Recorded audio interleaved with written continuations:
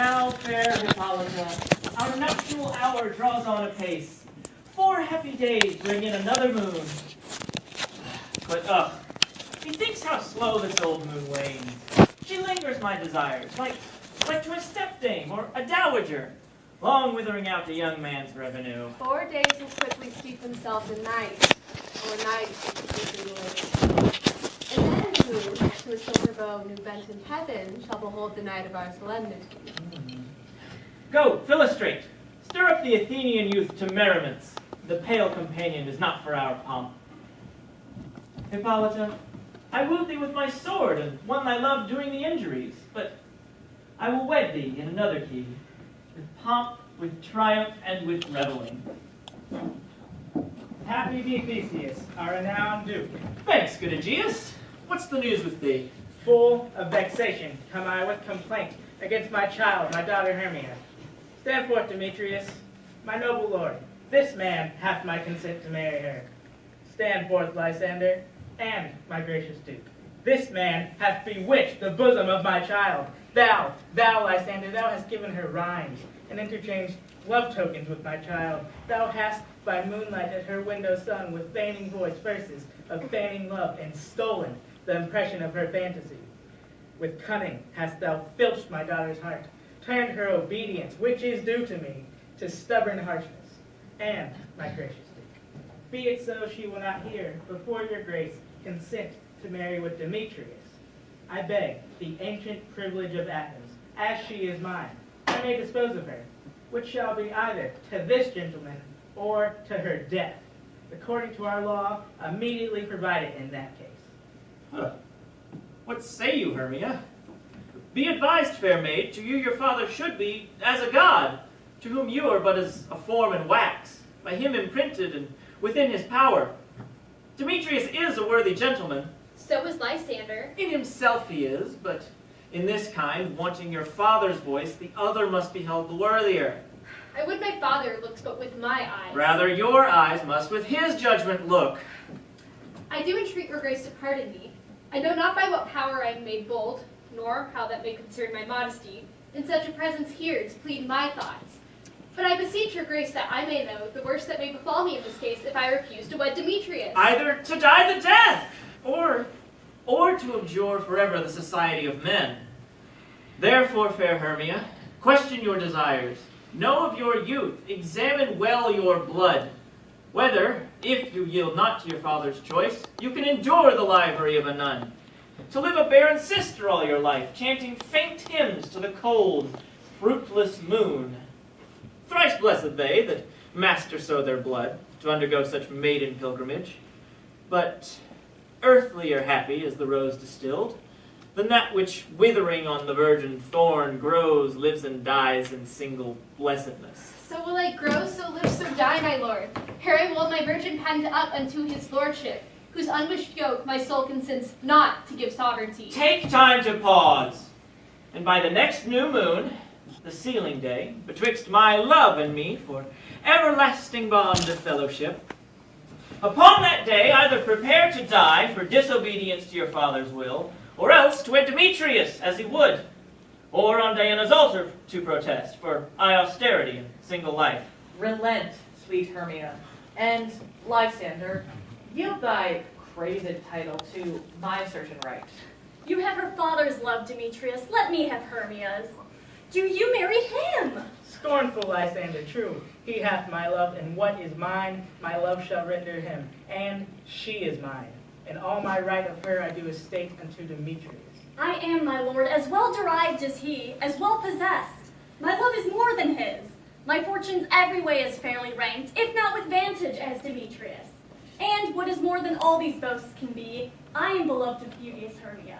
Why should I not then prosecute my right? Demetrius, I'll avouch it to his head, did love old Nadar's daughter Helena, and won her soul. And she, sweet lady, dotes, devoutly dotes in idolatry upon this spotted and inconstant man. I must confess that I have heard so much, with Demetrius thought to have spoke thereof. But, being overfull of self-affairs, my mind did lose it. But Demetrius, come, Aegeus, you shall go with me. I have some private schooling for you both. For you, fair Hermia, look you arm yourself to fit your fancies to your father's will, or else the law of Athens yields you up to death, or to a vow of single life. Come, Hippolyta. Oh, what cheer, my love! Demetrius and Aegeus, go along. I must employ you in some business. With duty and desire, we follow you. How now, my love? Why is your cheek so pale? How chance the roses there do fade so fast? Belike for want of rain, which I could well beteem them from the tempest of my eyes. I mean, for aught that I could ever tell, could you ever hear by tale or history, the course of true love never did run smooth. Oh, hell, to choose love by another's eyes. A good persuasion. Therefore, hear me, Hermia. I have a widow aunt, a dowager of great revenue, and she hath no child. From Athens is her house remote 7 leagues, and she respects me as her only son. There, gentle Hermia, may I marry thee, and to that place the sharp Athenian law cannot pursue us. If thou lovest me then, steal forth thy father's house tomorrow night, and there, in the wood, a league without the town, where I did meet thee once with Helena to do observance to a morn of May, there will I stay for thee. My good Lysander, I swear to thee by Cupid's strongest bow, by his best arrow with the golden head, by the simplicity of Venus's doves, by that which knitteth souls and prospers loves, by all the vows that ever men have broke, and number more than women spoke. In that same place thou hast appointed me, tomorrow truly I will meet with thee. Keep promise, love. Oh, here comes Helena. Godspeed, fair Helena. Whither away? Call you me fair, that fair again unsay. Demetrius loves your fair. Oh, happy fair! Sickness is catching. Oh, were favor so, yours would I catch, fair Hermia, ere I go. My ear should catch your sweet voice, my eye your eye, my tongue should catch your tongue's sweet melody. Were the world mine, Demetrius being baited, the rest I'd give to you to be translated. Oh, teach me with what art thou sway the motion of Demetrius' heart. I frown upon him, yet he loves me still. Oh, that your frowns could teach my smiles such skill. I give him curses, yet he gives me love. Oh, that my prayers could such affection move. The more I hate, the more he follows me. The more I love, the more he hateth me. His folly, Helena, is no fault of mine. None but your beauty would that fault were mine. Take comfort. He no more shall see my face. Lysander and myself will fly this place. Before the time I did Lysander see, seemed Athens as a paradise to me. Oh, then what graces of my love do dwell, that he hath turned a heaven unto a hell. Helen, to your minds we will unfold.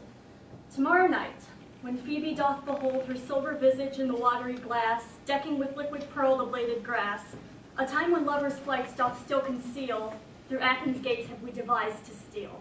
And in the wood where often you and I upon faint primrose beds were wont to lie, emptying our bosoms of their counsel sweet, there my Lysander and myself shall meet. And thence from Athens turn away our eyes to seek new friends and stranger companies. Farewell, sweet playfellow. Pray thou for us, and good luck grant thee thy Demetrius. Helena, adieu, and as you on him, Demetrius dote on you. How happy some or other some can be.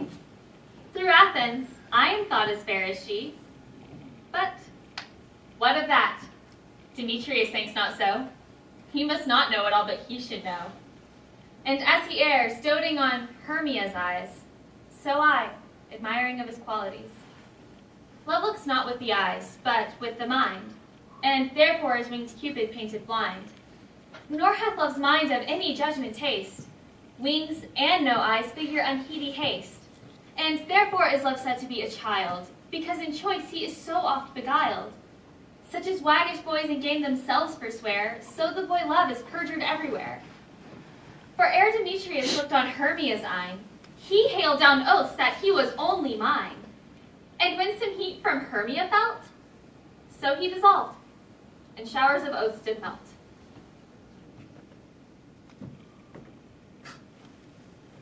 I will go tell him of fair Hermia's flight. Then to the wood will he tomorrow night pursue her, and for this intelligence, if I have thanks, it is a dear expense. For wherein mean I to enrich my pain, than to have his sight thither and back again. On his wedding day at night.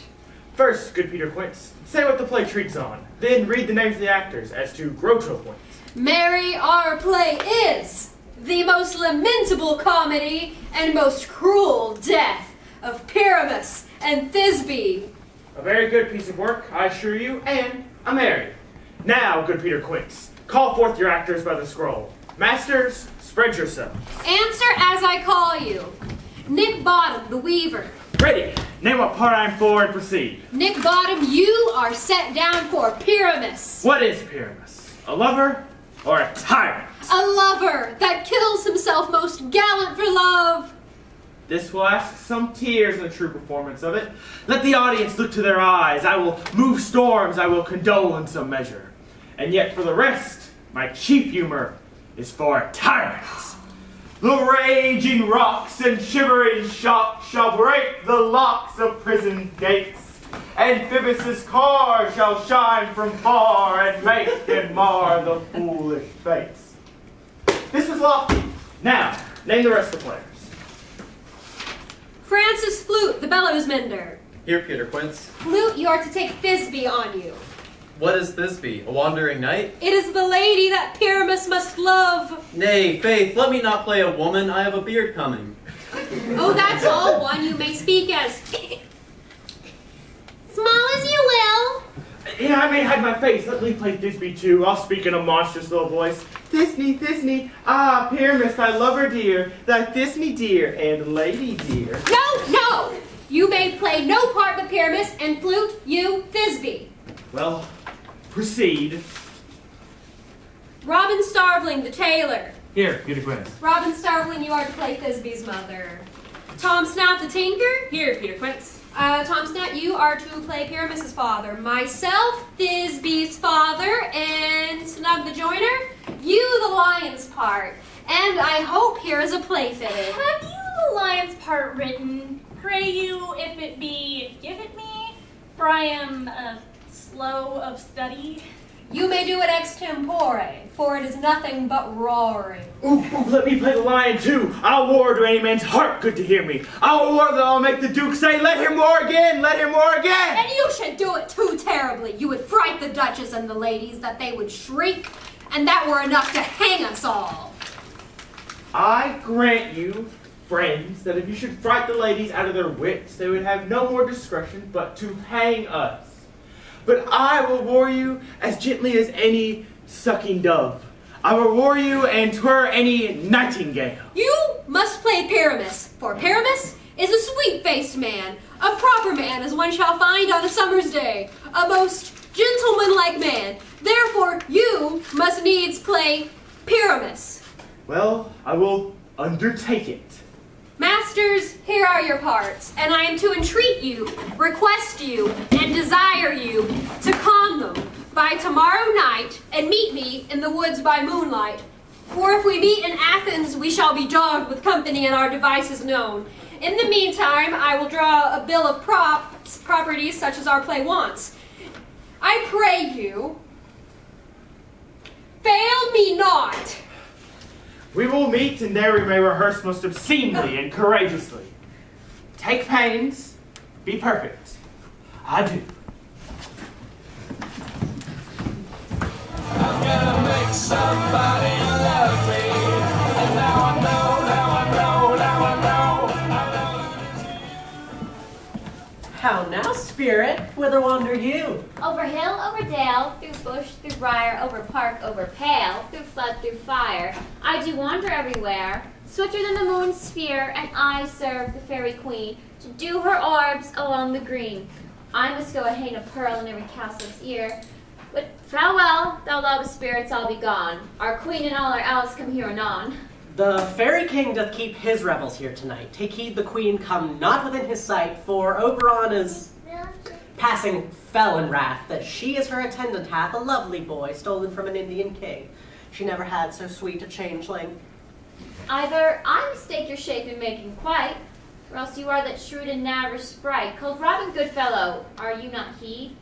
That frights the maidens of the villagery, skim milk, and sometimes labor in the corn, and bootless makes the breathless housewife churn, and sometimes make the drink to bear no barn, mislead night wanderers, laughing at their harm. Those that hobgoblin call you sweet puck. You do their work, and they shall have good luck. Are you not he? Thou speakest aright. I am that merry wanderer of the night. I jest to Oberon and make him smile. But room, fairy, here comes Oberon. You're my mistress. With that, you were gone. Ill met by moonlight, proud Titania. What, jealous Oberon? Fairies skip hence. I have forsworn his company and his bed. Tarry, rash wanton, am not I thy lord? Then must I be thy lady? But I know that thou hast sat all day, versing love to amorous Phillida. Why art thou here, but that your bouncing Amazon, that buskined mistress and your warrior love, to Theseus must be wedded, and you come to give their bed joy and prosperity? How canst thou thus, for shame, Titania, glance at my credit with Hippolyta, knowing I know thy love to Theseus?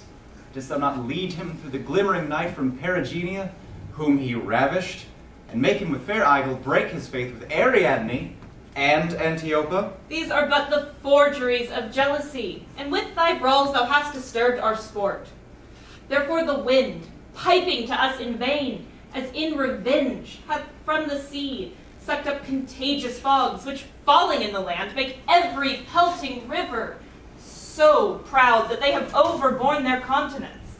Therefore the moon, the governess of floods, pale in her anger, washes all the air that rheumatic diseases do abound. And through this same distemperature, the seasons alter. The spring, the summer, the chilling autumn, and angry winter change their wonted liveries. And through this increase, the mazed world knows not which is which. And this same progeny of evils comes from our debate, from our dissension. We are their parents and originals.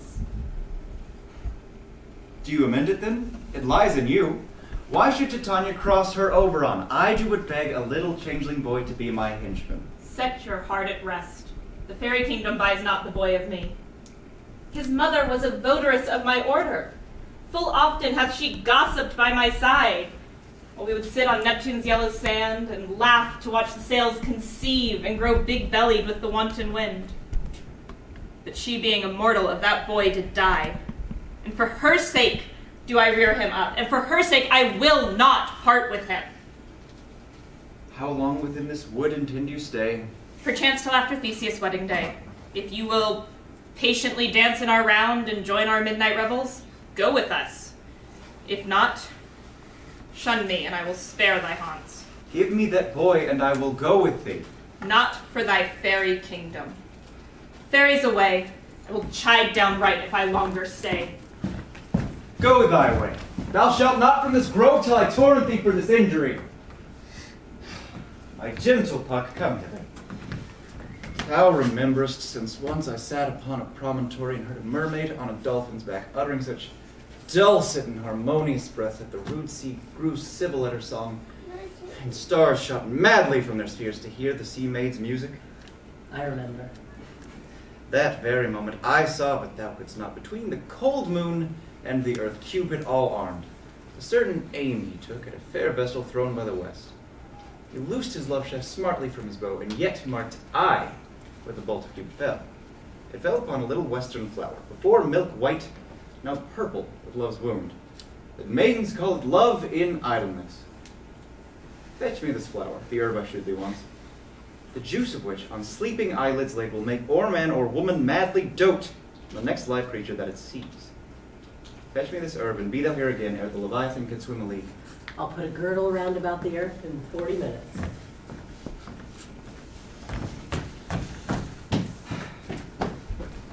Having once this flower, I will watch Titania when she is asleep, and lay the juice of it in her eyes. The next thing she waking looks upon, be it on lion, bear, wolf, or bull, on meddling monkey, or on busy ape, she shall pursue it with the soul of love. And ere I take this charm from off her sight, as I can take it with another herb, I will make her render up her page to me. But who comes here? I am invisible, and will overhear their conference. I love thee not, therefore pursue me not. Where's Lysander and fair Hermia? The one I'll slay, the other slayeth me. Thou toldst me they were stolen on this wood, and here am I, and woed within this wood, because I cannot meet my Hermia. Hence get thee gone, and follow me no more. You draw me, you hard-hearted adamant, but yet you draw not iron, for my heart is true as steel. Leave ye your power to draw, and I shall have no power to follow you. Do I entice you? Do I speak you fair? Or rather, do I not in plainest truth tell you I do not, nor I cannot love you? And even for that do I love you the more. I am your spaniel, and Demetrius, the more you beat me, I will fawn on you. Use me but as your spaniel. Spurn me, strike me, neglect me, lose me, only give me leave unworthy as I am to follow you. What worser place can I beg for your love, yet in a place of high respect with me than to be used as you use your dog? Tempt not too much the hatred of my spirit, for I am sick when I do look on thee. And I am sick when I look not on you. You do impeach your modesty too much to leave the city and commit yourself into the hands of one that loves you not. To trust the opportunity of night and the ill counsel of a desert place with the rich worth of your virginity? Your virtue is my privilege, for that it is not night when I do see your face. Therefore I think I am not in the night. Nor doth this wood lack worlds of company, because you in my respect are all the world. Then how can it be said I am alone when all the world is here to look on me? I will run from thee and hide me in the brakes, and leave thee to the mercy of wild beasts. The wildest have not such a heart as you. I'll not stay thy questions. Let me go. Or if thou follow me, do not believe, but I will do thee mischief in the wood. Aye, in the temple, in the town, in the field, you do me mischief. Fie, Demetrius. Your wrongs do set a scandal upon my sex. We were not made to fight for love as men may do. We were made to be wooed, but not made to woo. I will follow thee and make thee a heaven upon a hell, to die upon the hand I love so well.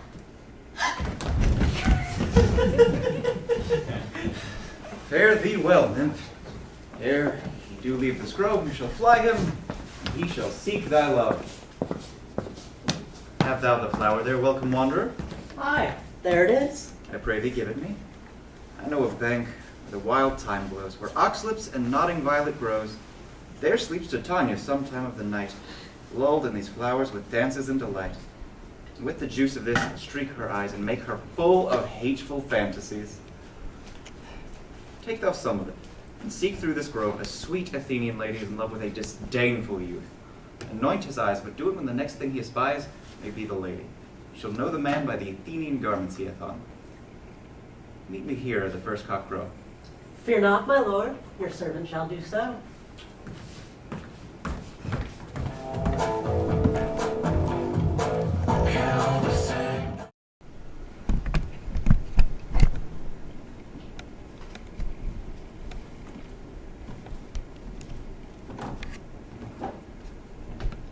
What thou seest when thou dost wake, do it for thy true love take. Love and languish for his sake. Be it ox, cat, or bear, pard or boar with bristled hair. In thy eye that shall appear when thou wakest, it is thy dear. Wake when some vile thing is near.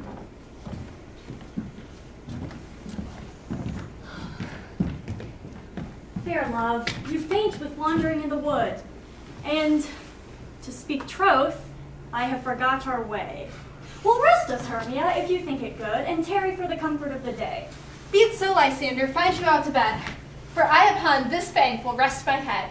One turf shall serve as pillow for us both, one heart, one bed, two bosoms, and one troth. Nay, good Lysander, for my sake, my dear, I'm further off yet, do not lie so near. Oh, take the sense, sweet, of my innocence. Love takes the meaning in love's conference. I mean, that my heart unto yours is knit, so that but one heart we can make of it. Two bosoms interchained with an oath, so then two bosoms and a single troth. So by your side no bedroom we deny, for lying so, Hermia, I do not lie. Lysander riddles very prettily. Now, much beshrew my manners and my pride, and Hermia meant to say Lysander lied. But, gentle friend, for love and courtesy, lie further off in human modesty. Such separation, as may well be said, becomes a virtuous bachelor and a maid. So far be distant, and good night, sweet friend. Thy love ne'er alter till thy sweet life end. Amen, amen, to that fair prayer say I, and end life when I end loyalty. Here's my bed, sleep give thee all his rest. With half that wish, the wisher's eyes be pressed.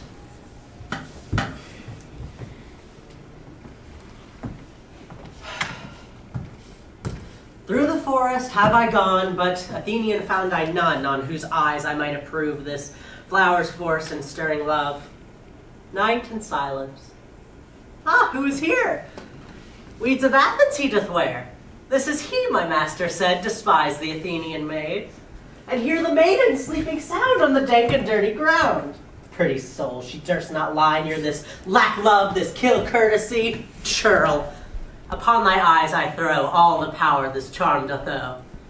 When thou wakest, let love forbid sleep his seat on thy eyelid. So awake when I am gone, for I must now to Oberon. Stay, do not kill me, sweet Demetrius! I charge thee hence. Do not haunt me thus. Oh, wilt thou darkly leave me? Do not so. Stay on thy peril. I alone will go. Oh, I am out of breath of this fond chase. The more my prayer, the lesser is my grace. Happy is Hermia, wheresoe'er she lies, for she hath blessed and attractive eyes. How come her eyes so bright? Not with salt tears. If so, mine are oftener washed than hers. No, no, I am as ugly as a bear, for beasts that see me run away for fear. But who is here? Lysander, on the ground, dead or asleep. I see no blood, no wound. Lysander, if you live, good sir, awake. And run through fire will I for thy sweet sake. Transparent Helena, nature shows art, and through thy bosom makes me see thy heart. But where's Demetrius? Oh, how fit a word is that vile name to perish on my sword. Say not so, Lysander, say not so. What, though he love your Hermia, Lord, what though? Yet Hermia still loves you, then be content. Content with Hermia? No, I do repent the tedious minutes I with her have spent. Not Hermia, but Helena I love. Who would not change a raven for a dove? A man's will is by his reason swayed, and reason says you are the worthier maid. Wherefore was I to this keen mockery born? When at your hands did I deserve such scorn? Is it not enough? Is it not enough, young man, that I have never, no, nor never can deserve a sweet look from Demetrius's eye, but you must flout my insufficiency? Good troth, you do me wrong. Good sooth you do. In most disdainful manner me to woo. But, very well. Perforce I must confess, I thought you lord of more true gentleness. Oh, that a lady of one man refused could have another, therefore be abused. She sees not Hermia. Hermia, sleep thou there, and never mayest thou come Lysander near. For as a serpent of the sweetest things, the deepest loathing to the stomach brings. So thou, my serpent and my heresy, of all be hated, but the most of me, and all my powers address their love and might to honor Helen and to be her knight. Help me, Lysander, help me! Do thy best to pluck this crawling serpent from my breast. Ay me, for pity, what a dream was here. Lysander, look how I quake with fear. Methought a serpent take my heart away, and you sat smiling at his cruel prey. Lysander! What? Removed? Lysander? Lord! What? Out of sight, out of hearing? Gone? No sound, no word? No? Then I will perceive you are not nigh. Either death or I'll find you immediately.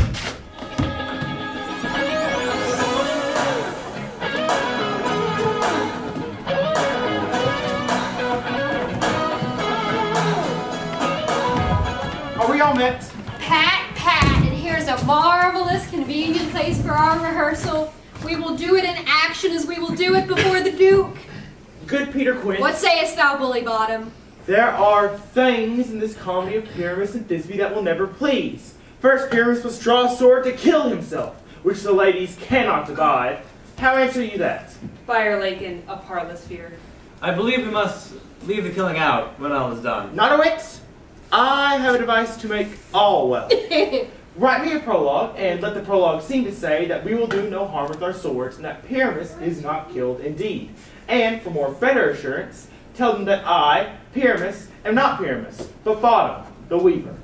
This will put them out of fear. Well, we will have such a prologue, and it shall be written in 8 and 6. No, make it more. Let it be written in 8 and 8.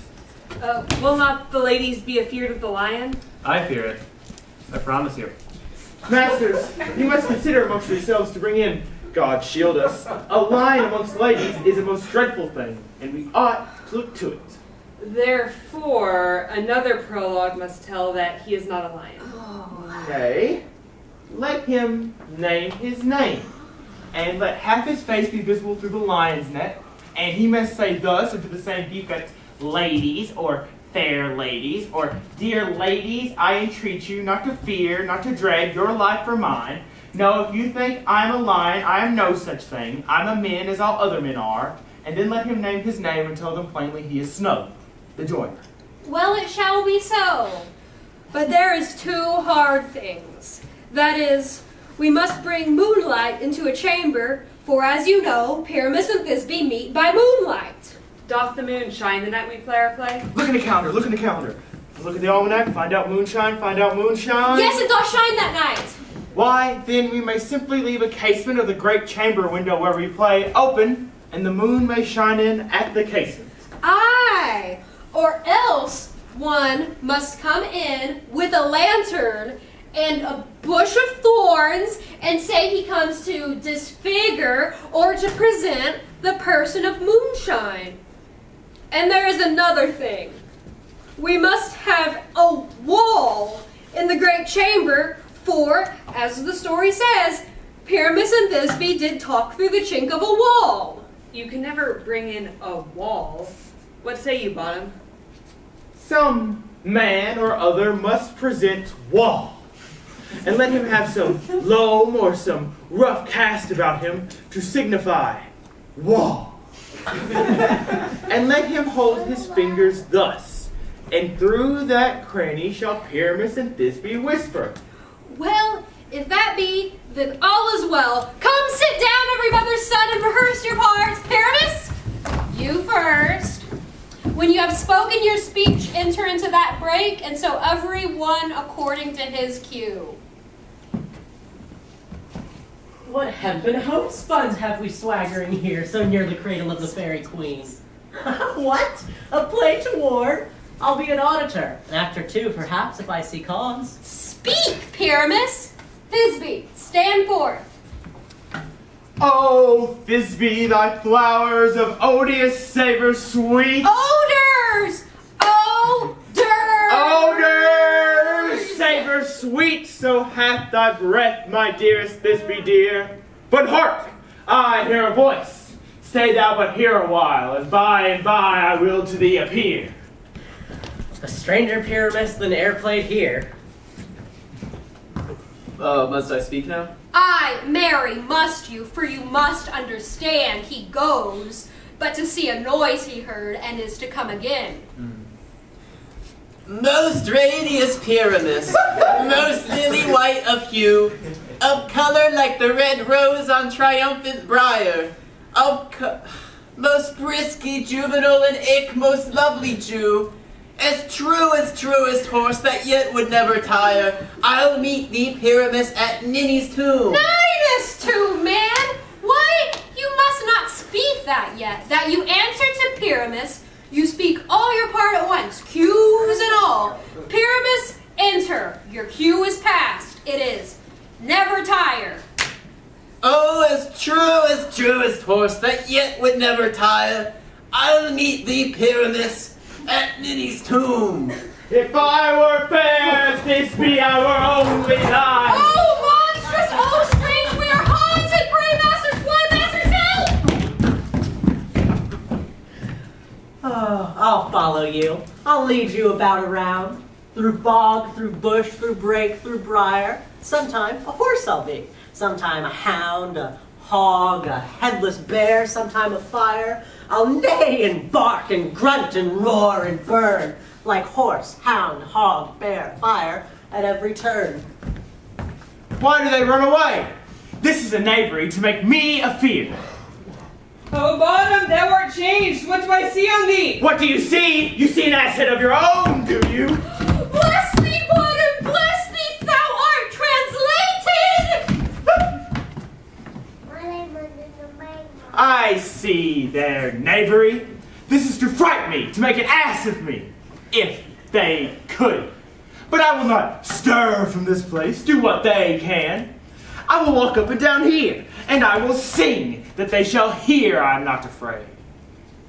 The owl cock so black of hue, with orange tawny bill, the throstle with his note so true, the wren with little quill. What an angel wakes me from my flowery bed. The finch, the sparrow, and the lark, the plain-sung cuckoo grave, who note full many a man doth mark, but dares not answer nay. For indeed, who it says would to so foolish a bird, who would give the bird the lie, though he cried cuckoo, never so. I pray you, gentle mortal, sing again. Mine ear is much enamored of thy note, as is my eye enthralled to thy shape. Thy fair virtues force perforce doth move me on first sight to say, no, to swear that I do love thee. Me, thanks, mistress, you should have little reason for that, and yet, reason and love do keep little company together nowadays. 'Tis more the pity that some honest neighbors will not make them friends. Nay, I can gleek upon occasion. Thou art as wise as thou art beautiful. Not so, neither. But if I had wit enough to leave this wood, I have enough to serve mine own turn. Out of this wood do not desire to go. Thou wilt remain whether thou will or no. I am a spirit of no common rate, and the summer still doth tend upon my state. And I do love thee. Therefore go with me, and I will give thee fairies to attend on thee. They will fetch thee jewels from the deep, and sing while thou on pressed flowers doth sleep. And I will purge thy mortal grossness so that like an airy spirit thou shalt go. Peas blossom, mustard seed. Ready? And I. Where shall we go? Be kind and courteous to this gentleman. Hop in his walk and gambol in his eyes. Nod to him, elves, and do him courtesies. Hail, mortal. Hail. I beseech your worship's mercy heartily. I beseech your worship's name. Peas blossom. Commend me to your mother, Mistress Squash, and to your father, Master Peascod. I shall desire of you more acquaintance too, Master Peaceblossom. Your name, I beseech you, sir? Mustard seed. Good Master Mustard Seed, I know your patience well. I promise you your kindred have made mine eyes water ere now. I shall desire of you more acquaintance, Master Mustard Seed. Be kind to this gentleman. Lead him to my bower. The moon, methinks, looks with a watery eye, and when she weeps, weeps every little flower, lamenting some enforced chastity. Tie up my love's tongue. Bring him silently.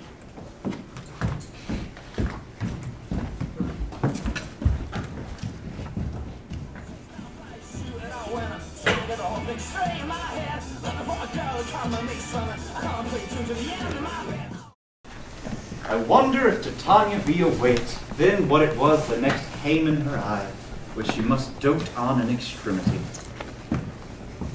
Now, spirit, what will night hold now about this haunted grove? My mistress with a monster is in love. Near to her close and consecrated bower, while she was in her dull and sleeping hour, a crew of patches, rude mechanicals, that worked for bread upon Athenian stalls, were met together to rehearse a play intended for great Theseus' nuptial day, when the shallowest thick skin of that barren sort who Pyramus presented in their sport forsook his scene and entered in a break, when I did him at disadvantage take. An ass's knoll I fixed upon his head, and forth my mimic comes.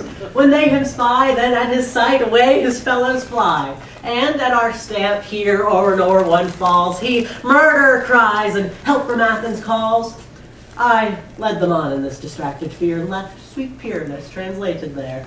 When in that moment so it came to pass, Titania waked, and straightway loved an ass. This falls out better than I could devise.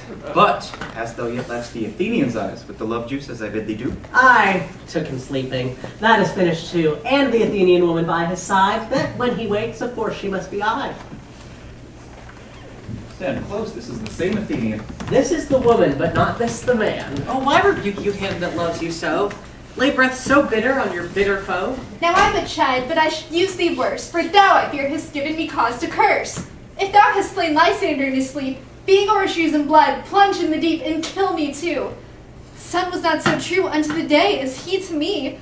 Would he have stolen away from sleeping Hermia? It cannot be but thou hast murdered him, so should a murderer look so dead, so grim. So should the murdered look, and so should I, pierce through the heart with your stern cruelty. Yet you, the murderer, look as bright, as clear as yonder Venus in her glimmering sphere. What's this to my Lysander? Where is he? Good Demetrius, wilt thou give him me? I had rather give his carcass to my hounds. Out dog, out cur! Thou drivest me past the bounds of maiden's patience. Hast thou slain him then? Henceforth be never numbered among men. You spend your passion on a misprized mood. I am not guilty of Lysander's blood, nor is he dead, for aught that I can tell. I pray thee, tell me then that he is well. And if I could, what should I get therefore? A privilege never to see me more, and from thy hated presence part me so, see me no more, whether he be dead or no. There is no following her in this fierce vein. Here therefore for a while I will remain, so sorrow's heaviness doth heavier grow, for debt that bankrupt sleep doth sorrow owe, which now in some slight measure it will pay. If for his tender here I make some stay. What hast thou done? Thou hast mistaken quite, and laid the love juice on some true love sight. Of thy misprison must perforce ensue some true love turned, and not a false turned true. Then fate o'errules that one man holding troth, a million fail, confounding oath on oath. About the wood go swifter than the wood, and Helen of Athens look thou find. All fancy sick is she, and pale of cheer, sighs of love that cost the fresh blood dear. By some illusion see thou bring her here, I'll charm his eyes against she do appear. I go, look how I go, swifter than arrow from the Tartar's bow.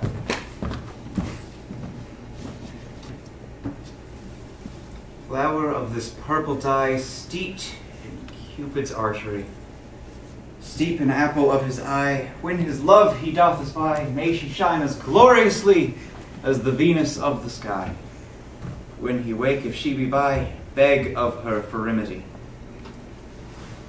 Captain of our fairy band, Helena is here at hand, and the youth mistook by me, pleading for a lover's fee. Shall we their fond pageant see? Lord, what fools these mortals be! Stand aside, the noise they make will cause Demetrius to awake. Then will two at once woo one. That must needs be sport alone, and those things do best please me that befall preposterously. Why should you think that I should woo and scorn? Scorn and derision never come in tears. Look, when I vow, I weep, and thou so born, in their nativity all truth appears. How could these things in me seem scorn to you, bearing the badge of faith to prove them true? You do advance your cunning more and more. When truth kills truth, oh devilish holy fray!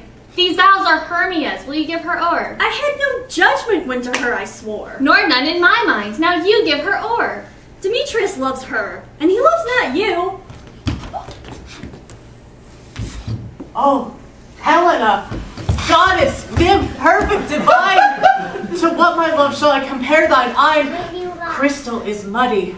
Oh, how ripe in show thy lips, those kissing cherries tempting grow. Oh, spite! Oh, hell! I see you all are bent to set against me for your merriment.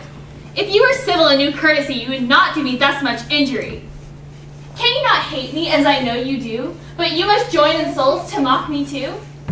You both are rivals and love Hermia, and now both rivals to mock Helena. A trim exploit, a manly enterprise, to conjure tears up in a poor maid's eyes with your derision. None of noble sort would so offend a virgin and extort a poor soul's patience all to make you sport. You are unkind, Demetrius. Be not so, for you love Hermia. This you know I know. So here, with all goodwill, with all my heart, of Hermia's love, I yield you up my part. So yours of Helen to me bequeath, whom I do love, and will do till my death. Never have mockers waste more idle breath. Lysander, keep thy Hermia. I will none. If e'er I loved her, all that love is gone, my heart to her, but as guest-wise sojourned, and now to Helen is it home returned, and there to remain. Helen, it is not so. Disparage not the fate thou dost not know, lest to thy peril thou abide, dear. Look where thy love comes. Yonder is thy dear. Dark night, that from the eye his function takes, the ear more quick of apprehension makes. Thou art not by mine eye, Lysander, found mine ear, I think it brought me to thy sound. But why unkindly didst thou leave me so? Why should he stay whom love doth press to go? What love could press Lysander from my side? Lysander's love, that would not let him bide. Fair Helen, who more engilds the night than all you fiery O's and eyes of light. Why seekest thou me? Could not this make thee know the hate I bear thee made me leave thee so? You speak not as you think, it cannot be. Lo, she is one of this confederacy. Now I perceive they have conjoined all three to fashion this false sport in spite of me. Injurious Hermia, most ungrateful maid, have you conspired, have you with these contrived to bait me with this foul derision? Is all the counsel that we two have shared, the sisters' vows, the hours that we have spent, and should the hasty-footed time for parting us? Oh, is it all forgot? All school days' friendship, childhood innocence? And will you rend our ancient love asunder to join with men in scorning your poor friend? It is not friendly, 'tis not maidenly. Our sex as well as I shall chide you for it, though I alone do feel the injury. I am amazed at your passionate words. I scorn you not. It seems that you scorn me. Have you not set Lysander as in scorn to follow me and praise my eyes and face? And have you not set your other love, Demetrius, who even but now did spurn me with his foot, to call me goddess, nymph, divine and rare, precious, celestial? Wherefore does he say this to her he hates? And wherefore doth Lysander deny your love, so rich with his soul, but by your setting off by your consent? I understand not what you mean by this. I do persever, counterfeit sad looks, make malice upon me when I turn my back. If you had any pity, grace, or manners, you would not make me such an argument. But fare you well, 'tis partly my own fault, which death or absence soon shall remedy. Stay, gentle Helena, hear my excuse. My love, my life, my soul, fair Helena. Oh, excellent! Sweet, do not scorn her so. If she cannot entreat, I can compel. Thou canst compel no more than she entreats. Thy threats have no more strength than her weak prayers. Helen, I love thee. By my life, I do. I swear by that which I will lose for thee to prove him false that says I love thee not. I say I love thee more than he can do. If thou say so, withdraw and prove it too. Quick, come. Lysander, where do pins all this? Away with you. No, he'll seem to break loose. Take on as you would follow, but yet come not. You are a tamed man. Go. Hang off, thou cat, thou burr, vile thing let loose, or I will shake thee from me like a serpent. Why are you grown so rude? What changes this sweet love? Thy love. Out, tawny Tartar, out! Loathed medicine, hated potion, hence! You not jest? Yes, sooth, and so do you. Demetrius, I will keep my word with thee. I would I had your bond, for I perceive a weak bond holds you. I'll not trust your word. What, should I strike her, hurt her, kill her dead? Though I hate her, I'll not harm her so.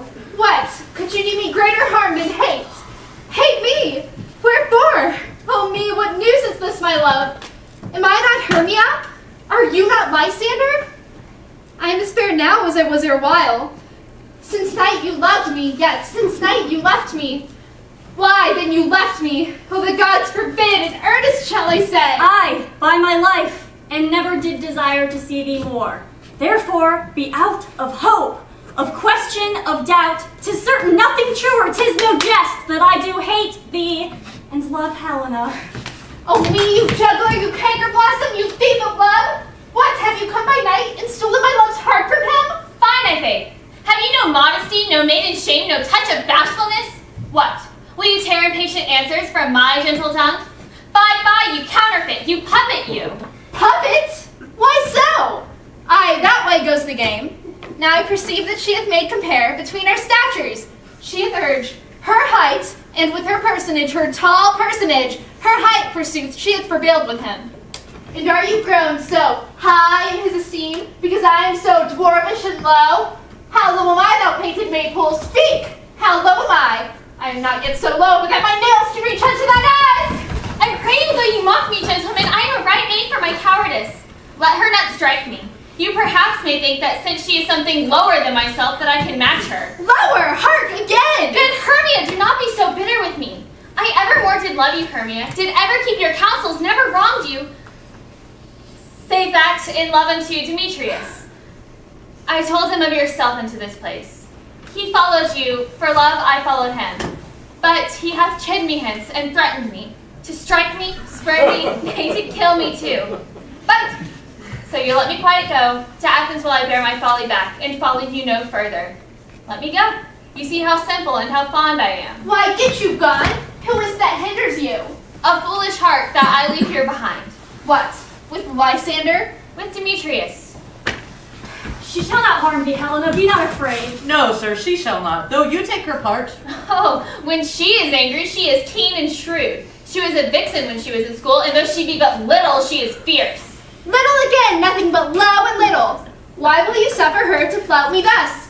Let me come to her. Get you gone, you minimus of hindering not grass maid, you bead, you acorn! You are too officious in her behalf that scorns your services. Let her alone. Speak not of Helena. Take not her part. For if thou dost intend never so little show of love to her, thou shalt abide it. Now she holds me not, so follow if thou darest, to see whose right of thine or mine is most in Helena. Follow? Nay, I'll go with thee, cheek by jowl. You, mistress, all this coil is long of you. Nay, go not back. I will not trust you, I nor longer stay in your cursed company. Your hands are quicker than mine for a fray, but my legs are longer to run away. I am amazed, and know not what to say. This is thy negligence. Still not or else committest thy knaveries willfully. Believe me, King of Shadows, I mistook. Did not you tell me I would know the man by the Athenian garment he had on? And so far blameless proves my enterprise that I have anointed an Athenian's eyes. And so far am I glad it so did sort, as this there jangling I esteem a sport. Thou seest these lovers seek a place to fight. Hie therefore, Robin, overcast the night, and lead these testy rivals so astray that one come not within another's way. Like to Lysander, sometime frame thy tongue, and stir Demetrius up with bitter wrong. Sometime rail thou like Demetrius, and from each other look thou lead them thus, till o'er their brows death counterfeiting sleep, with leaden legs and batty wings doth creep. Then crush this herb into Lysander's eye, whose liquor has this virtuous property, to take from thence all error with his might, and make his eyeballs roll with wonted sight. When next they wake, all this derision shall seem a dream, fruitless vision. Whilst I in this affair do thee employ, I'll to my queen, and beg her Indian boy, and then her charmed eyes I will release from monster's view, and all will be peace. My fairy lord, this must be done with haste, for night's swift dragons cut the clouds full fast. Troop home to churchyards, damned spirits all, that in crossways and floods have burial. They willfully themselves exile from light, and must for aye consort with black-browed night. But we are spirits of another sort. I with the morning's love have oft made sport. But, notwithstanding haste, make no delay, we may yet effect this business yet ere day.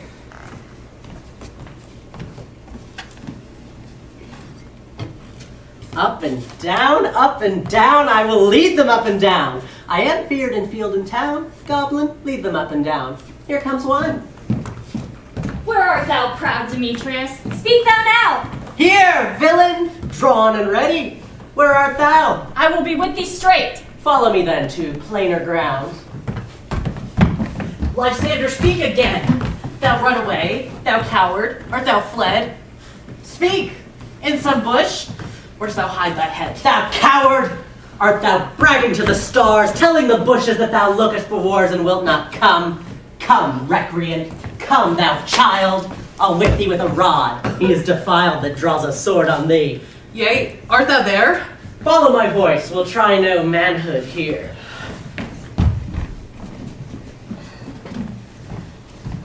He goes before me and still dares me on. When I come where he calls, then he's gone. This villain is much lighter heeled than I. I followed fast, but faster did he fly. Thus fallen am I in dark uneven way, and here will rest me. Come, thou gentle day, for if but once thou show me thy grey light, I'll find Demetrius and revenge his spite. Coward, why comest thou not? Abide me if thou darest, for well I wot thou runst before me, shifting every place, and darest not stand nor look me in the face. Where art thou now? I am here, come hither. Nay, then thou mockst me, thou shalt bide this deer. If ever I thy bait by daylight see. Now go thy way, faintness constraineth me to measure out my length on this cold bed. By day's approach, look to be visited. O night, O long and tedious night, abate thy hour. Shine comforts from the east, that I may back to Athens by daylight, from these that my poor company detest. And sleep, which sometimes shuts up sorrow's eye, still me a while for mine own company. Yet but 3? Come one more, 2 of both kinds make up 4. Ah, here she comes, cursed and sad. Cupid is a knavish lad, thus to make poor females mad. Never so weary, never so in woe, bedabbled by the dew, torn with briars. I can no further crawl, no further go. My legs can keep no pace with my desires. Here will I lie until the break of day. Heaven shield Lysander if they meet a fray. On the ground, sleep sound. I'll apply to your eye, gentle lover, remedy. When thou wakest, thou takest true delight in thy former lady's eye. Jack shall have Jill, naught shall go ill. The man shall have his mare again, and all shall be well.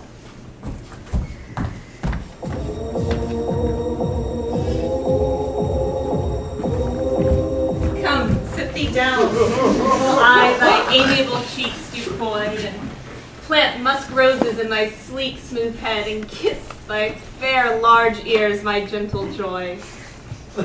Where's Peace Blossom? Ready? Scratch my head, good Peace Blossom. Where's Monsieur Mustard Seed? Ready? Scratch my head, good Monsieur. I swear I must to the barber's, for I am such a tender ass. If my hair do but tickle, I must scratch. Tell me, my sweet love, dost thou desire to hear some music? I have a reasonable good ear in music. Let's have the tongs and the bones. Or say, sweet love, what thou desirest to eat. Truly a peck of provender. I could munch on your good dry oats. Methinks I desire a bottle of hay. Good hay, sweet hay, hath no fellow. I have a venturous fairy, could seek the squirrel's hoard and get thee some new nuts. I'd rather have a handful or 2 of dried corn, but pray you let none of your people stir me. I have an exposition of sleep come upon me. Sleep thou then. Fairies, get thee gone, and be always away. So doth the woodbine the sweet honeysuckle gently entwist. The female ivy so enrings the barky fingers of the elm. Oh, how I love thee, how I dote on thee.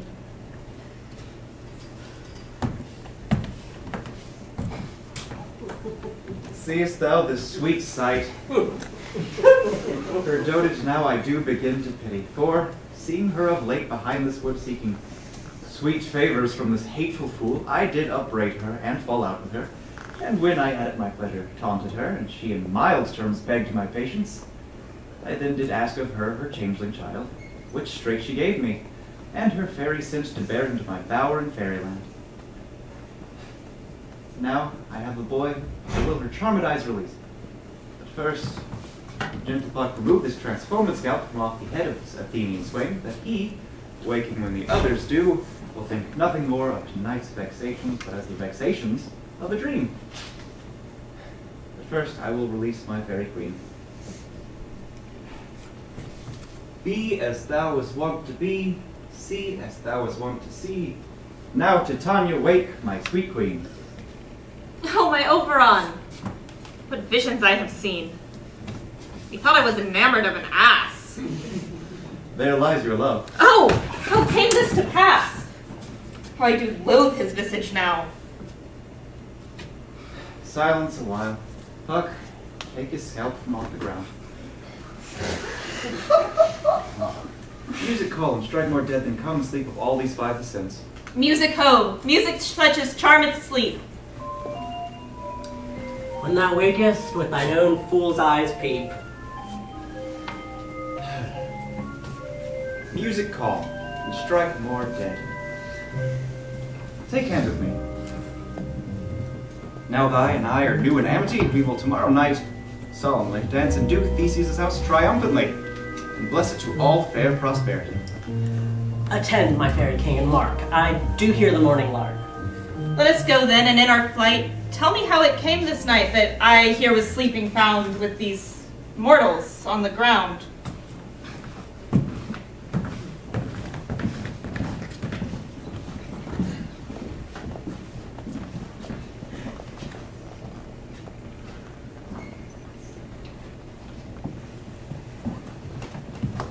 And now our observation is performed. For since we have the wayward of the day, my love shall hear the music of my hounds. Uncouple in the western valley, let them go. We will, my queen, up to the mountain's top and mark the musical confusion of hounds and echo in conjunction.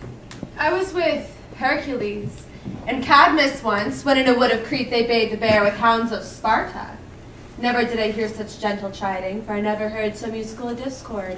Such sweet thunder. My hounds were bred out of the Spartan kind. Judge when you hear. Oh, but soft.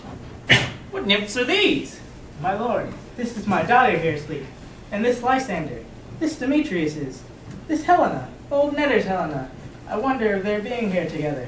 No doubt they rose up early to observe the rite of May, and hearing our intent, came here in grace, our solemnity. But speak, Aegeus. Is not this the day that Hermia should give answer of her choice? It is, my lord. Go, bid the huntsmen wake them with their horns. Good morrow, friends! St. Valentine is past. Begin these wood birds but to couple now? Pardon, my lord? I pray you all, stand up. I know you two are rival enemies. How comes this gentle concord in the world, that hatred is so far from jealousy, to sleep by hate and fear no enmity? My lord, I shall reply amazedly, half awake, half sleeping, but, so I swear, I cannot truly say how I came here, but as I do bethink me, so it is, I came with Hermia hither. Our intent was to be gone from Athens, where we might, without the peril of Athenian law... Enough, my lord, you have enough. I beg the law upon his head. They would have stolen away, they would. Demetrius, thereby to have defeated you and me. You of your wife, and me of my consent that she should be your wife. My lord, fair Helen told me of their purpose hither to this wood. And I in fury hither followed them, fair Helena and Fancy following me. But, my good lord, I wot not by what power, but by some power it is, my love for Hermia, melted as the snow, seems to me now as the remembrance of an idol god which in my childhood I did dote upon. And all the faith, the virtue of my heart, the object and pleasure of mine eye is only Helena. To her, my lord, was I betrothed ere I saw Hermia, but like in sickness did I loathe this food, but like in health did come to my natural taste, and now do wish it, love it, long for it, and will forevermore be true to it. Fair lovers, you are fortunately met. Of this discourse we more will hear anon. Aegeus, I will overbear your will, for in the temple by and by with us these couples shall eternally be knit. And for the morning now is something worn, our purposed hunting shall be set aside. Away with us to Athens. 3 and 3 will hold a feast in great solemnity. Come, Hippolyta. These things seem small and undistinguishable. Methinks I see with parted eye, where everything seems double. So methinks. And I have found Demetrius like a jewel, mine own and not mine own. Are you sure that we are awake? It seems to me that yet we sleep, we dream. Do not you think the Duke was here and bid us follow him? Yea, and my father. And Hippolyta. And they did bid us follow to the temple. Why, then we are awake. Let us follow them, and let us then recount our dreams. When my next cue comes, call me and I will answer. My next is most fair Pyramus. Hi-ho! Flute the bells, vendor, snout the tinker, starveling. Oh! God's my life, stolen me hence and left me asleep. I've had a most rare vision, past the wit of man to say what dream it was. Man is but an ass if you go about to expound to this dream. Methought I was There is no man can tell what. Who methought I was, and methought I had. But man is but a patched fool if he will offer up to say what methought I had. The eye of man hath not heard, the ear of man hath not seen, man's hand not able to taste, nor his tongue to conceive, nor his heart to report what my dream was. I shall Peter Quince run about of this dream, and it shall be called Bottom's Dream, for it hath no bottom. And I shall sing it at the latter end of the play before the Duke. Peradventure, to make it the more gracious, I shall sing it at her death.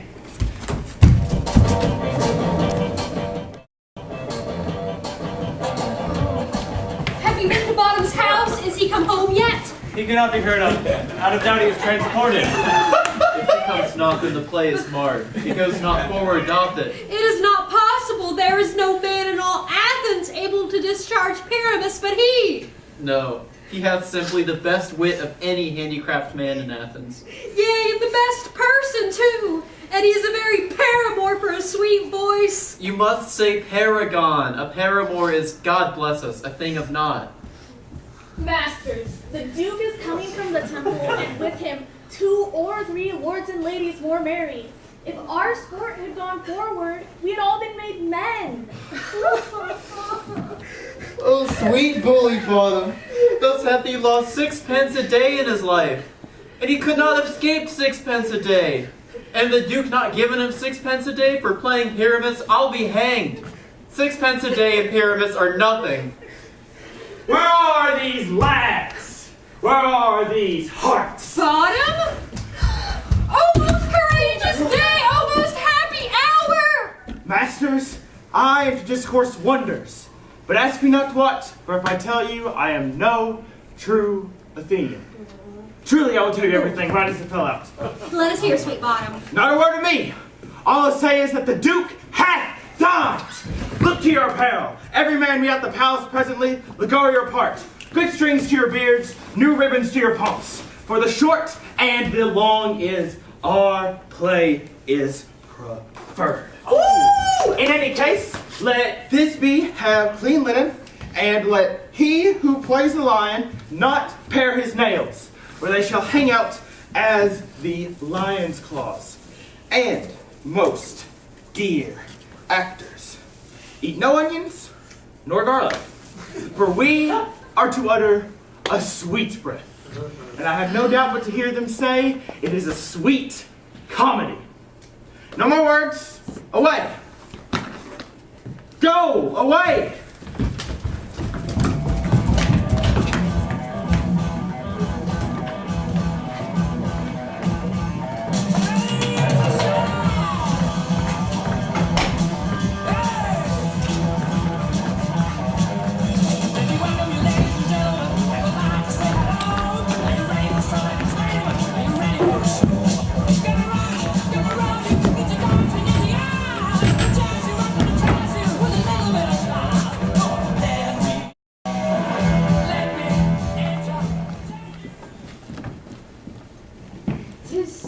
My Theseus, what these lovers speak of. More strange than true. I never may believe these antique fables, nor these fairy toys. The lunatic, the lover, and the poet are of imagination, all compact. One sees more devils than vast hell can hold. That is, the madman. The poet, no. The lover, all is frantic, sees Helen's beauty in a brow of Egypt. The poet's eye, in fine frenzy rolling, doth glance from heaven to earth, from earth to heaven, and as imagination bodies forth the forms of things unknown, the poet's pen turns them to shapes, and gives to airy nothing a local habitation and a name. Such tricks hath strong imagination. For in the night, imagining some fear, how easy is a bush supposed to bear? That all the story of the night told over, and all their minds transfigured so together, more witness it than fancy's images, and grows to something of great constancy, but howsoever strange and admirable. Here come the lovers, full of joy and mirth. Joy, gentle friends, joy and fresh days of love accompany your hearts. More than to us wait in your royal walks, your boards, your beds. Ah, come now, what masks, what dances shall we have to wear away this long age of 3 hours between our after supper and bedtime? Where is our usual manager of mirth? What revels are in hand? Is there no play to ease the anguish of a torturing hour? Call Philostrate! Here, mighty Theseus. Oh, say, what abridgment have you for this evening? What mask? What music? How shall we beguile the lazy time, if not with some delight? There's a brief how many sports are ripe. Make choice of what your highness will see first. The riot of the tipsy bacchanals, tearing the Thracian singer in their rage. That is an old device, and it was played when I from Thebes came last conqueror.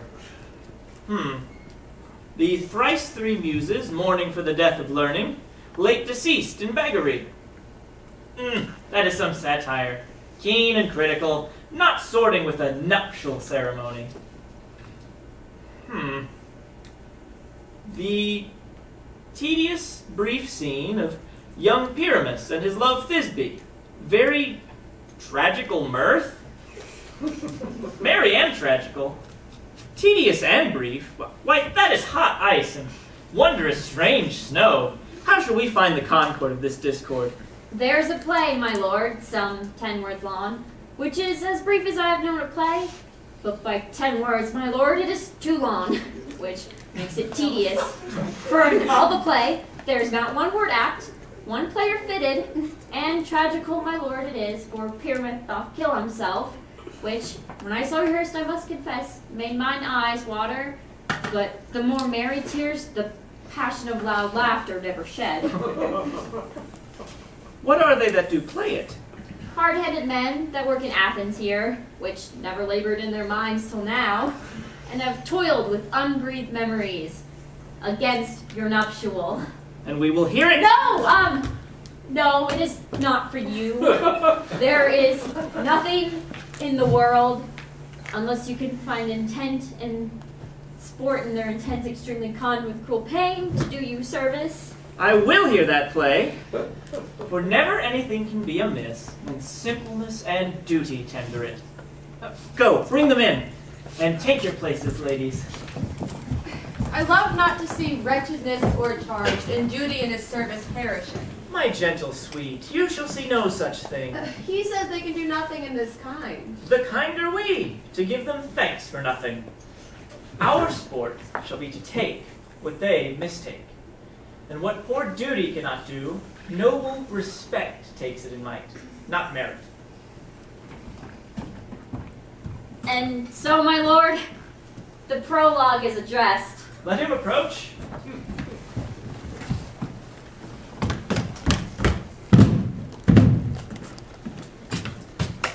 If we offend, it is with our goodwill, that you should think we come not to offend, but with goodwill, to show our simple skill. That is the true beginning of our end.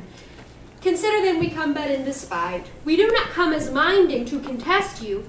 Our true intent is, all for your delight. We are not here, that you should here repent you. The actors are at hand, and by their show you shall know all that you are like to know.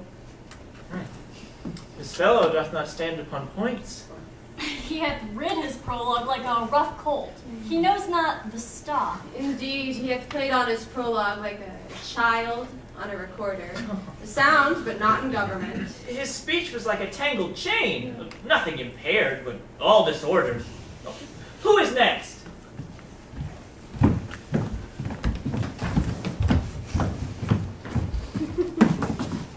Gentles, perchance you wonder at this show, but wonder on till truth make all things plain. This man is Pyramus, if you would know. This beauteous lady Thisbe is certain. This man with Lyman's rough cast doth present wall, that vile wall which did these lovers sunder, and through walls chink. Poor souls, they are content to whisper. At the which let no man wonder, this man with lantern, dog and bush of thorn presenteth moonshine. For if you will know, By moonshine did these lovers think no scorn to meet at Ninus' tomb, there to woo. This grisly beast, which lion hight by name, the trusty Thisbe, coming first by night, did scare away, or rather did affright. And as she fled, her mantle she did fall, which lion vile with bloody mouth did stain. Anon comes Pyramus, sweet youth and tall, and finds his trusty Thisbe's mantle slain. Whereat with bloody, blameful blade, he bravely broached his bloody, boiling breast.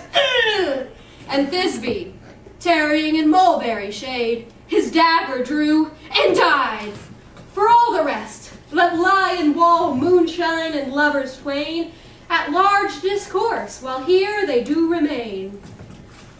I wonder if the lion be to speak. No wonder one lion may what many ask to do. In this same interlude it doth befall that I, one Snout by name, present a wall, and such a wall as I would have you think that had in it a crannied hole or chink, through which the lovers Pyramus and Thisbe did whisper often very secretly. This loam, this rough cast in the stone doth show that I, in that same wall, the truth is so, and this the cranny is, right and sinister, through which the fearful lovers are to whisper. You desire lime and hair to speak better? It is the wittiest partition that ever I heard discourse, my lord. Pyramus draws near the wall. Silence. Oh, grim look at night. Oh, night with you so black. Oh, night, whichever art when day is not. Oh, night, alack, alack, alack. I fear my Thisbe's promise is forgot. And thou, O wall, O sweet and lovely wall that stands between her father's ground and mine. O thou, O wall, O sweet and lovely wall, show me thy chink to blink through with mine eyne. Jove shield thee well for this courteous wall, but what see I? No Thisbe do I see. O wicked wall, through whom I see no bliss, cursed be thy stones for thus deceiving me. The wall, methinks, being sensible, should curse again. No, in truth, sir, he should not. Deceiving me is Thisbe's cue. She is to enter. You shall see its full pat as I told you. Yonder she comes.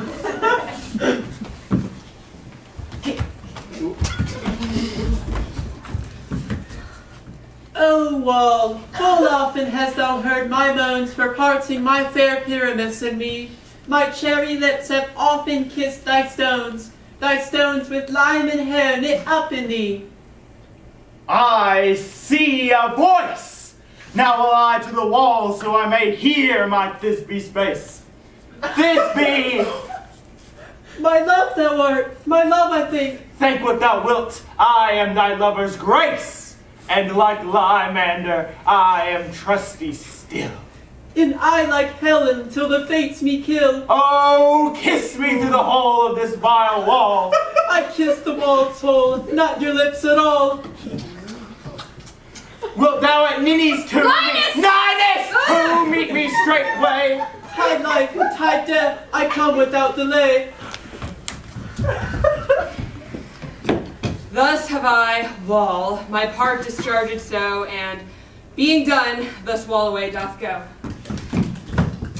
This is the silliest stuff that ever I heard.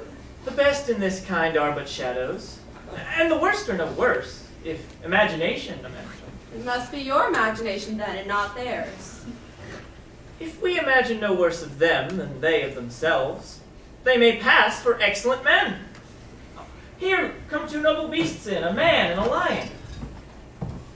You ladies, you, whose gentle hearts do fear the smallest monstrous mouse that creeps on floor, may now perchance both quake and tremble here, when lion rough and wildest rage doth roar. Then know that I, Snug the joiner, am a lion fell, nor else no lion damned. For if I should, as lion, come in strife into this place, 'twere a pity on my life. A very gentle beast, of a good conscience. This lion is a very fox for his valor. True, and a goose for his discretion. It is well. Let us leave it to his discretion, and let us listen to the moon. This lantern doth the horned moon present. He should have worn the horns on his head. He is no crescent, and his horns are invisible within the circumference. This lantern doth the horned moon present. Myself, the maneth moon, do seem to be. This is the greatest error of all the rest. The man should be put into the lantern. How is it else the man in the moon? He dares not come for the candle, for you see, it is already in snuff. I'm a-weary of this moon. Would he would change. It appears by his small light of discretion that he is in the wane, but yet, in courtesy, in all reason, we must stay the time. Proceed, moon. All that I have to say is that this lantern is the moon, myself the man in the moon, this thorn bush my thorn bush, and this dog my dog. Why, all of these should be in the lantern, for all of these are in the moon. Silence. Here comes Thisbe. Here is old Henny's tomb. Where is my love?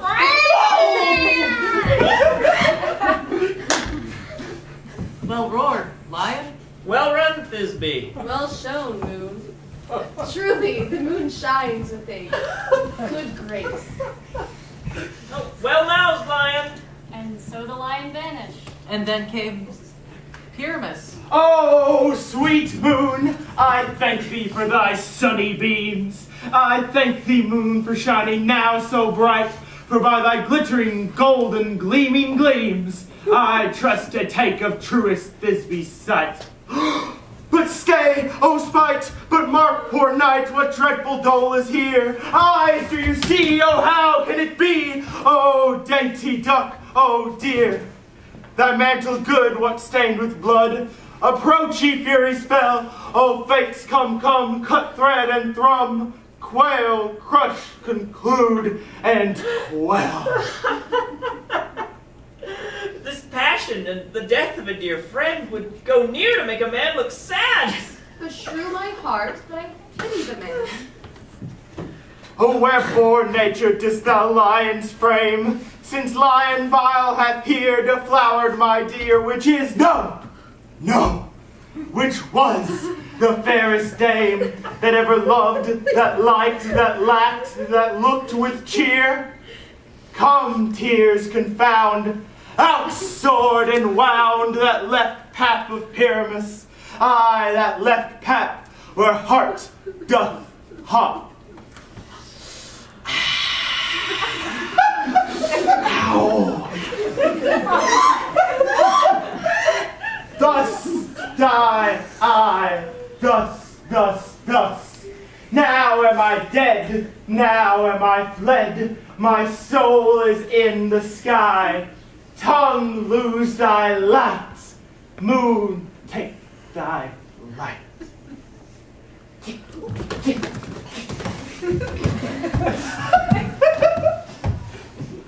Now die.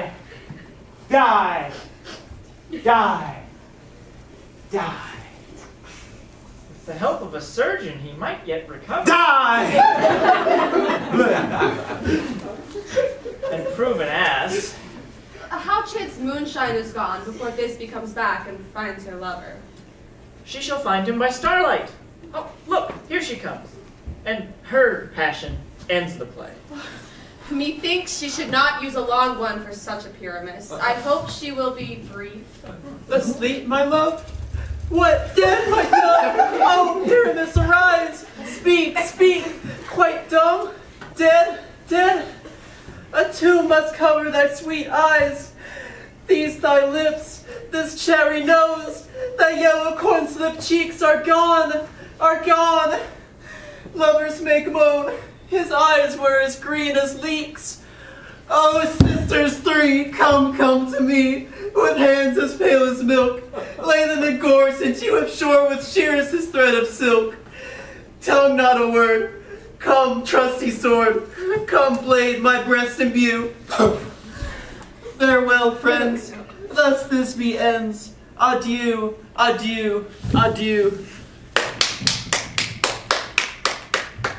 Please clap.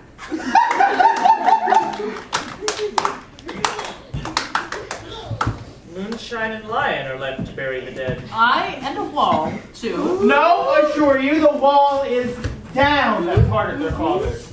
Will it please you to see the epilogue or to hear a burgomaster dance between our company? No epilogue, I pray you, for your play needs no excuse. Never excuse. For when the players are all dead, there needs none to be blamed. Ah! Marry, if he that had writ it had played Pyramus and hanged himself in Thisbe's garter, it would have been a fine tragedy. And so it is, really. And very notably discharged. But come, your burgomaster, let your epilogue alone.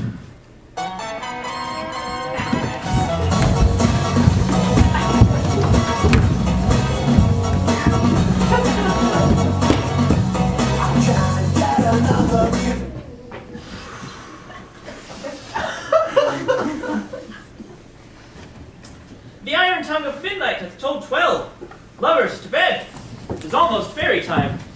This palpable gross play hath well beguiled the heavy gait of night. Sweet friends, to bed. A fortnight hold we this solemnity, in nightly revels and new jollity.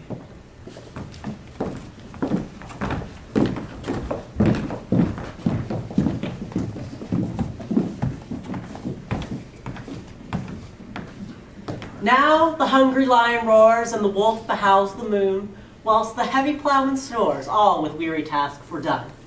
Now it is the time of night that the graves all gaping wide, everyone lets forth his sprite in the churchway paths to glide. And we fairies that do run by the triple Hecate's team from the presence of the sun, following darkness like a dream. Now a frolic, not a mouse, shall disturb this hallowed house. Through the house give gathering light by the dead and drowsy fire. Every elf and fairy sprite hop as light as bird from briar. Now until the break of day, through this house each fairy stray. So shall all the couples three ever true and loving be. With this field do consecrate, every fairy take his gate, and each several chamber bless, through the palace with sweet peace. And the owner of it blessed, ever shall in safety rest. Trip away, make no stay, meet me all by break of day.